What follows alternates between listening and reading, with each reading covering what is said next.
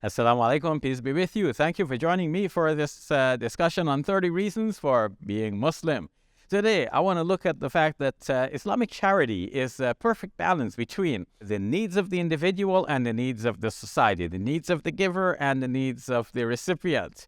And to me, this is one of the excellent reasons for being a Muslim. Let's look at where the problem lies.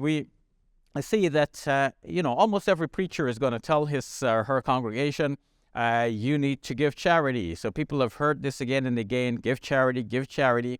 But where is the line drawn between the person who is supposed to give the charity and the one who's supposed to receive the charity? What's the demarcation? And if you're to give, well, how much are you to give in charity? Are you supposed to give, as they say, until it hurts? How much exactly? So people need guidance on these things. Otherwise, it's up in the air and one doesn't really know, did I really give enough? One feels guilty. One feels, that one has not really done what one should have. How do you know when you have really done at least what is basically required of you?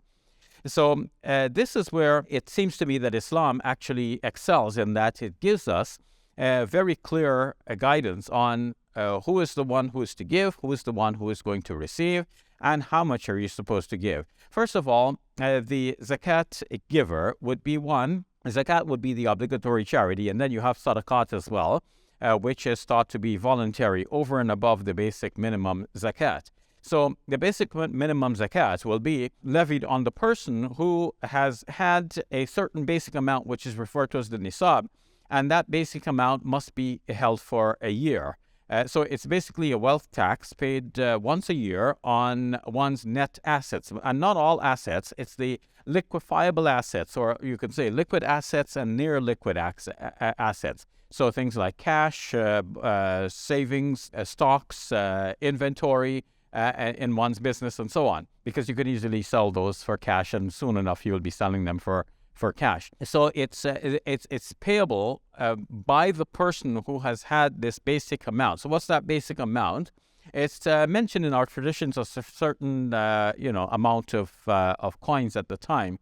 It may amount to about 3.5 ounces of gold in our present times. So one possesses that amount. Now one becomes a zakat payer, but one doesn't pay right away. One pays at the end of 1 year. 2.5% of what one owns at that time. That's a simple way of calculating it and putting it forward. Now, over and above that, one would be giving charity of, another designation. It would be called sadaqah. And of course, we are encouraged to give more and more, but the zakat gets us started off with a basic minimum. So we know who is to pay and who is going to receive, but let's broaden that a little bit more and expand on who is to receive. The Quran in Surah 9, verse number 60, gives us some categories of people who might receive zakat, including obviously the poor and the needy, two separate categories, because someone might be abjectly poor and someone might be needy in that they do have some resources, but they're just kind of eking out and earning and struggling to get by. And then there could be people who are indebted. So normally they were able-bodied, they could work, but they're pressed and disempowered by debt. So we can free them by helping them with the charitable funds. Somebody may be a traveler and maybe at home they have good circumstances, but while they're traveling, maybe they are stranded and they need some help, they can be given financial assistance. So we have various ways of thinking about people who might be in need and many different various circumstances as delineated in Quran, Surah 9, verse number 60. Now, those are the needs of the world, and the Quran is encouraging us also to not neglect ourselves.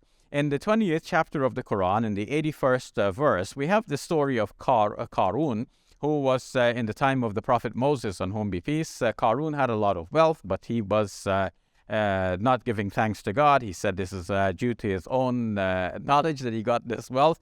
And eventually God caused an earthquake to swallow him up, and obviously his wealth as well. Now, the message that was given to Qarun is that he should give charity and he should give thanks to God. He should be as generous as God has been generous to him. And at the same time, he should not forget his portion in the world. So that means he could enjoy some of the wealth that God has given him, and at the same time, he should give charity. So this is a perfect balance. That balance is also shown in the 25th chapter of the Quran, in the 67th verse, we have among the descriptions and attributes of the person who is classified as the Abdur Rahman, the person who is a servant of God, a true servant of God, is that when they spend, they do not withhold completely, and they do not spend altogether everything they have, but they find a reasonable balance in between.